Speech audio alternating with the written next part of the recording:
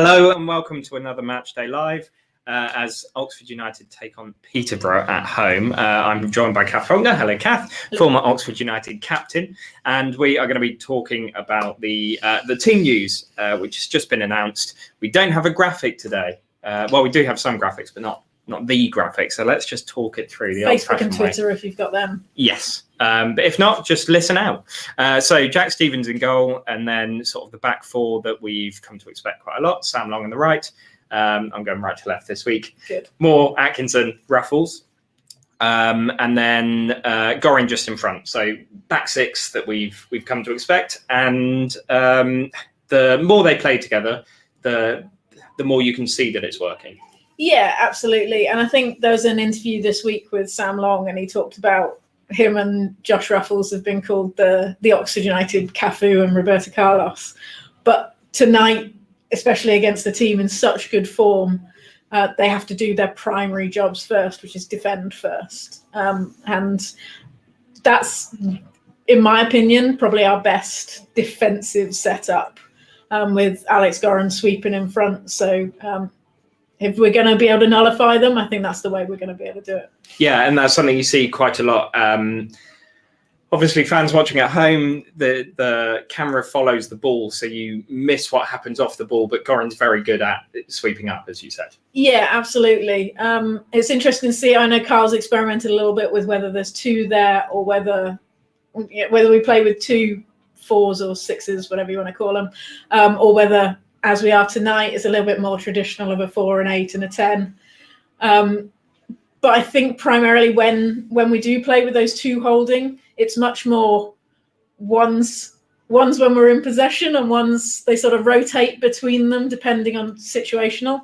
But I think Alex Goring is definitely a player who, when he knows his role, that's when you get the best out of him. I think that's what we saw when he first came into the squad and he was playing as a 2 and he wasn't quite sure where he should be going. When you say you are our first line of defence, you cover the entire pitch. If a tackle needs to be made, you make it. That's where he's really at his best. Yeah, quite agree. And then just in front, looks like it'll be Brannigan, and then you've got Lee, Barker, and Sykes, who I suspect will flip from right, centre, and left. Yes, I think I expect Lee to be the central man in that, based on the weekend.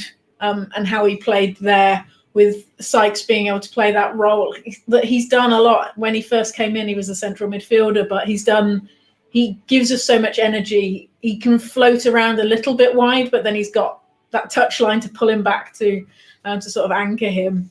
And yeah, I think Barker and Shodipo, we saw maybe they're quite similar players. So having that where you've got one that's more of a central midfielder out wide, like you get with a Henry when he plays out there, that the other one can then raw pace, rather than having 2 players who do that then maybe makes you a little bit weaker at the back. You can adjust to it, if that makes sense. Yeah, it does. And then Taylor up top. Now, it's been a little while since we've seen him score. However, I do have a graphic here, which shows that even though the form looks quite different, during that time, Peterborough have created 42 chances. We've created 41. I've heard Carl Robinson say in the past, if someone's not scoring, he's not as worried if we're making the chances, because at some point they'll go in.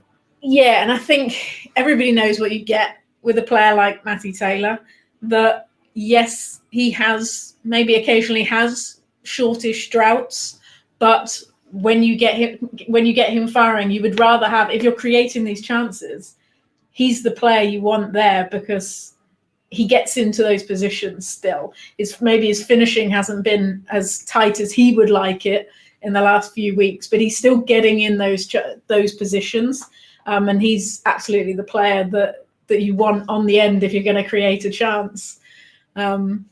Or Elliot Lee, as we saw on Saturday. Don't care who puts the ball in the net as long as someone does. Yeah. And then on the bench, Eastwood, no surprise there. Ford, Adji, Hanson, Grayson, Shodipo, and Kelly. So plenty of sort of pace and options.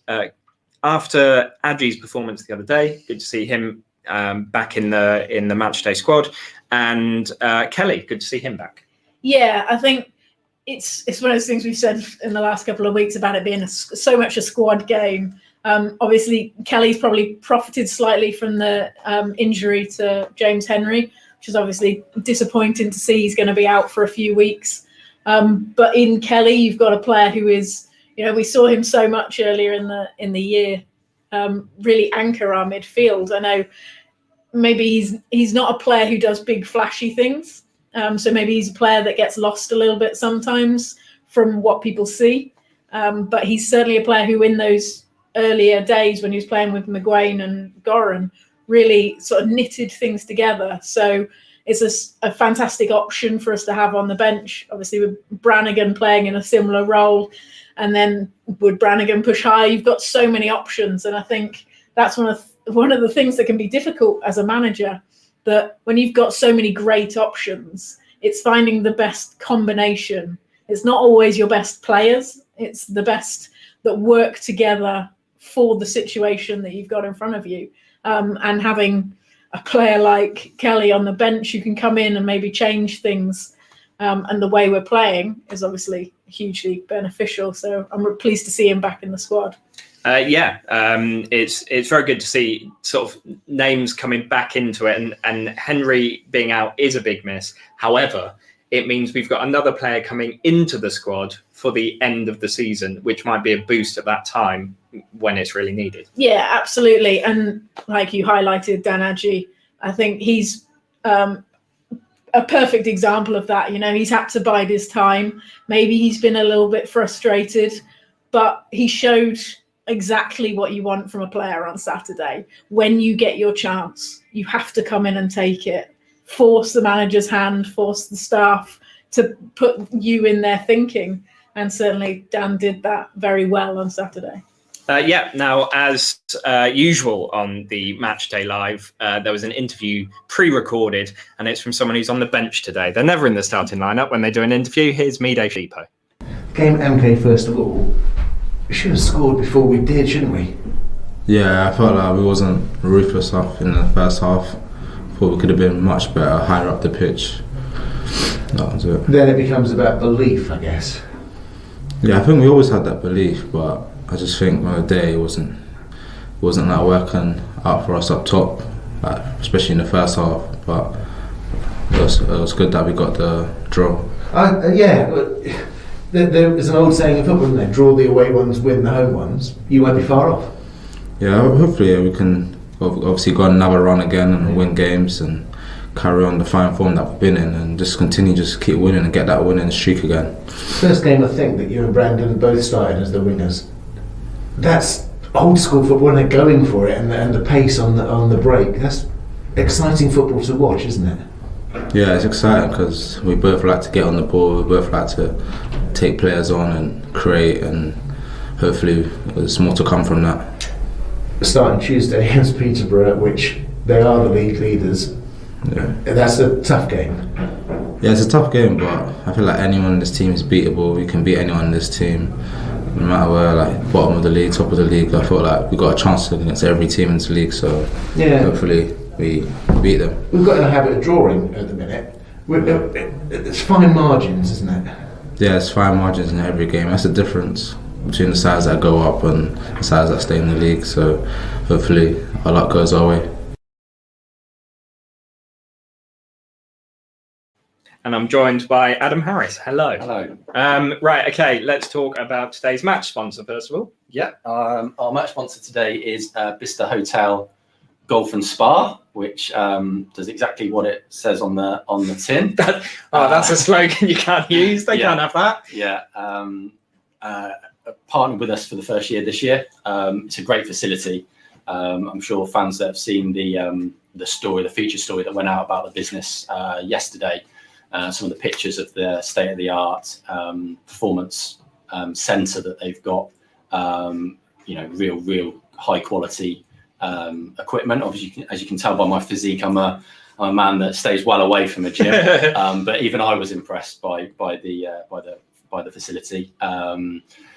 I think the players went there just before that had opened as a fully functional bit of kit, but they've got a lake and other team building type equipment and facilities that they're encouraging sports teams locally, nationally to go and use. And I know the guys really enjoyed their day on the lake in the summer. I point out that rather than in the temperatures we're seeing tonight, but really good as a team building thing. But certainly the facility is one that I'm told amateurs can use all the way up to really high end, like our own players are high end performance athletes. So caters for every need really on that front. Yeah, I saw the photo of the gym. It looks like a Olympic standard facility. It's how I would imagine an Olympic standard facility look, yes. I've seen them on TV. Yeah, it counts. And they've got an amazing golf course. Is that right? They have an absolutely incredible golf course. Myself and Rosie played it in the summer. Won't go into too many details about who won and lost, but I won. Yeah, I was going to say you specifically asked me to bring this up, so you got it out of me. You're very, very harsh interviewing techniques. Right, okay, so they're sponsoring today's match. There are still games available for the rest of the season. So if anyone would like to get in contact, what do they do? Absolutely. I email myself or Rosie directly, or just simply email commercial@oufc.co.uk. I'd encourage any business, big, small, medium, as I've said a few times, that the package is excellent for, obviously, as I've mentioned before, usually it would contain some hospitality elements. We don't have that option available, but certainly as you'd have seen from the Bicester, the Bicester Hotel Golf and Spa have used the feature story that we do in the build up to the game to really plug the fact that from the 29th of March, they will have some of the facilities available, the outdoor stuff, and the golf will be back from the 29th of March.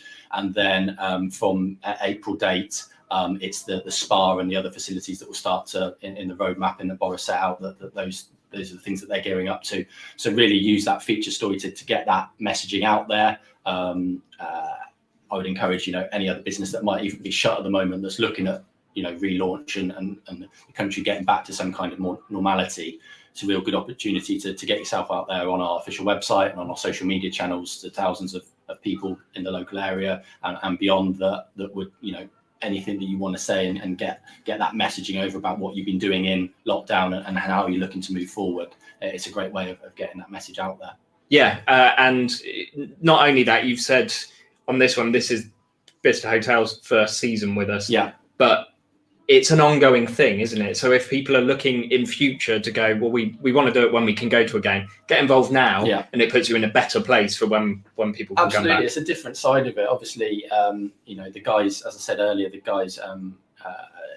Shorty used the facilities with the boys in the summer and was very complimentary about the partnership that we're building with them. And some of the boys before the second lockdown were going back and using the facilities on their own in an individual space. Obviously, with the training ground not being able to the gym facility down there, people having to use it in turns and a deep clean and everything, that the players that might have stayed, the players that live in the Bicester area have stayed more local and used that facility, which I know has worked really well for them.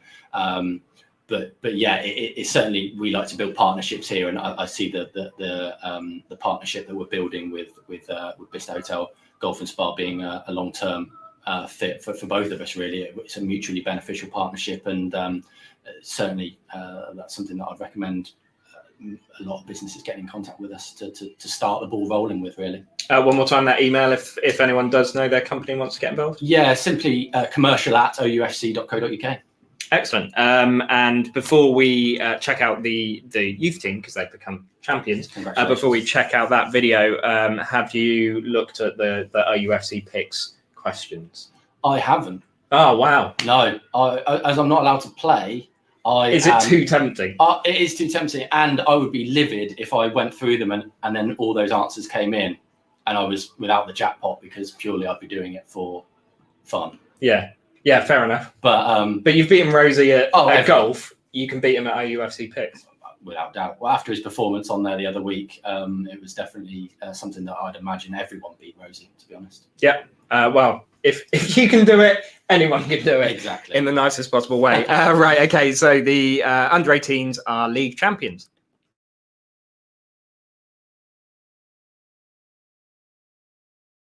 Come on, overlap! Come on, Josh! Fucking out, Josh!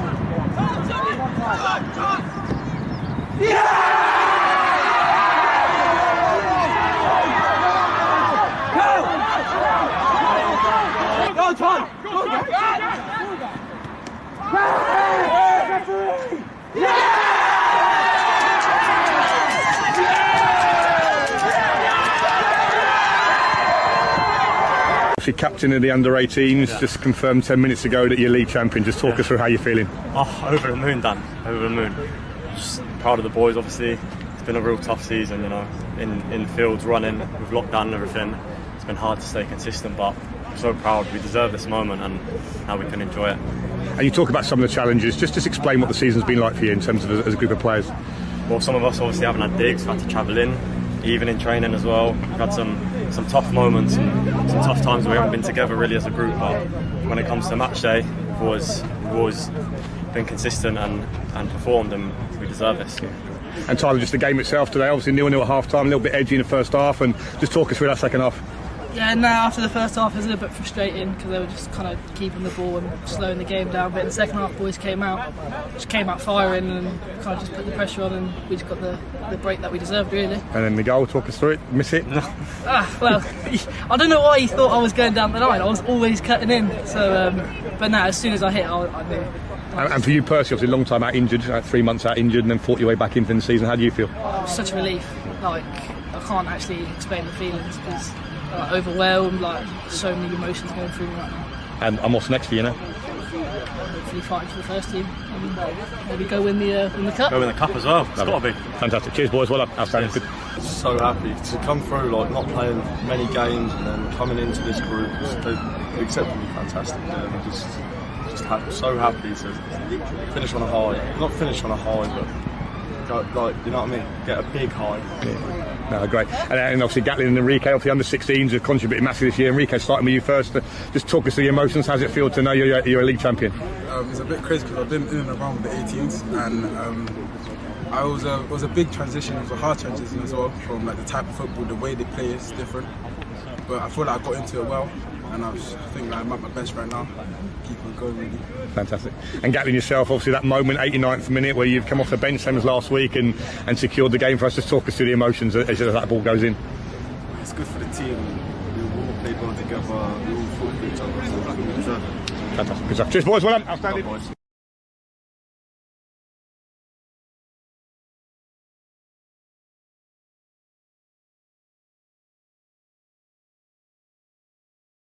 And I'm joined by club historian Martin Fredetsky. Hello. How many times have the under-18s won the league? Whatever. Yeah, why not? Why not? I haven't told you I was going to ask you that at all. Let's put you on the spot. I know 4, going back to the 1975 Midland Youth League. Mm-hmm. But more recently, they won it unbeaten. That won to Darren Patterson in the mid-2000s. And they won it 3 years ago. And, of course, then they won it last week. Yes. Excellent. It's very good that they've done that. Of course. But today's game, the men's team, the adults team, playing Peterborough. How are we against them? And in fact, I've got a graphic, so I'll put that up at the same Excellent. time. I'll have to look at the graphic and I've done some research. There we go. Yeah. So over the years, we have had the better of them, which is surprised me when I saw that. But we've won 19 to their 15. We started off against them. Okay, I think we lost the first 2 or 3 meetings, but then turned that around. Then more recently, we've lost the last 3. So, but at home, we've won 4 of the last 5. So yeah, as we've said last time, though, this means nothing. It means nothing at all. What happens on the pitch tonight is what's important. Yeah, I think that the first ever game I went to was against Peterborough in 1996. Oh, right. So a promotion. 4-0 win, brilliant game. I'm sure every Oxford fan who was alive at the time can remember that game. Yeah. But it's one of those fixtures that it could be any score. We talked last time about Portsmouth. It's always a goal in it. Yeah. Whereas this one, we've won, by 3 or 4. They've won by 3 or 4, and it could be anything. Yeah, indeed. Yeah. I mean, also there's been some very tight games against Peterborough as well, goalless ones. But yes, it all depends, I guess, on which team turns up on the night. And I think the first goal in these games is quite important. Although having said that, a few years back we won 4-1 at their place after people went down at half time. I'm going to show that in a minute. Oh, right. There we go. Kazagon scored. Yeah, So of course, my favourite. Well, not my favourite, but one of the nicest people in football, definitely. Excellent. Good to know. Yeah. Yeah, so played for both. Okay, my two that have played for Right. both, and you've got to decide who played for Peterborough more are Alfie Potter and John O'Beaker. Ooh, that's a good one. Yeah. Yeah, I would have to say, well, I wouldn't have to say, but I shall choose Beaks. Okay, John O'Beaker played once for them. Oh, okay. Alfie Potter played twice for them. According to Wikipedia, so it might be wrong. No, sometimes Wikipedia gets it right. Yeah. Very close. Who else has played for both? Dave Langan, of course. Yep. The great Dave Langan. Mhm. A legend for us. He wasn't very popular at Peterborough because that was his last club, and it was as he was basically hardly unable to walk at that stage, and he had to retire from playing when he was at Peterborough to have a spinal fusion operation. Right, okay. Injuries that he had over his career. So yeah, David Oldfield, another one, another big favourite of both clubs, obviously. He started off at Man City, played for Leicester as well. So yeah, he's a well-travelled player, currently manager of Oxford City, who were on a great run until they null and voided the season.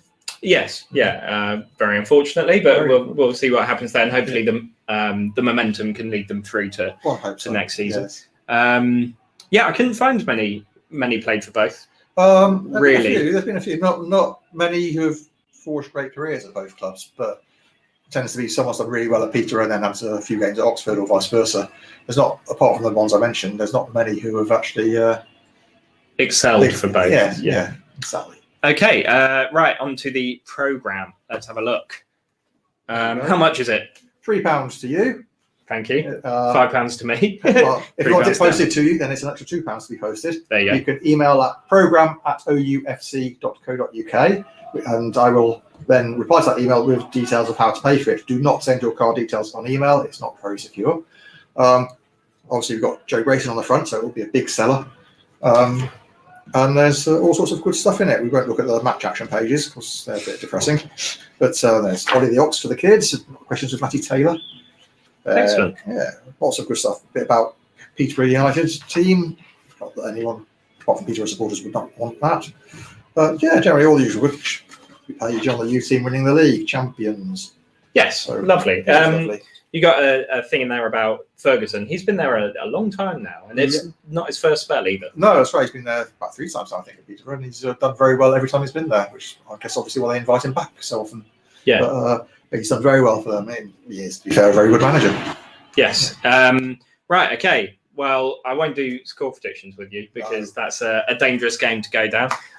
But whilst you're on, and this happened a few weeks ago, I found out my grandparents were watching. It's my granddad's birthday, and he's watching. Happy birthday, Happy birthday, Ian's granddad. There we go. Now, you talked about that 4-1 win. Let's have a look at those highlights, and you can see a fantastic 30-yard scorcher from Aegon. Aegon Mametti, yes. Yeah, it's a tap-in. One of his best goals he ever scored.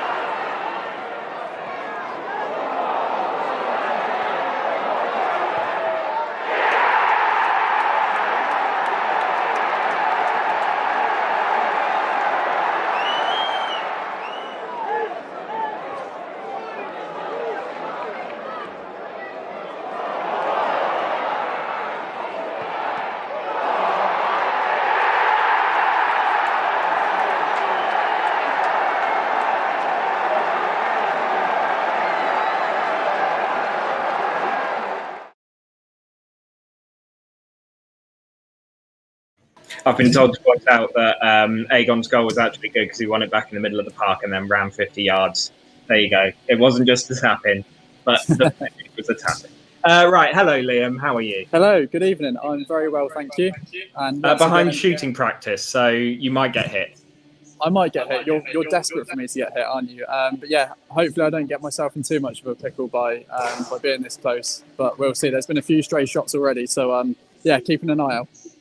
You do know if they hit you, it's because they're aiming for you. Like as soon as they see someone behind the goal, that's the new target. What's the mood like down there?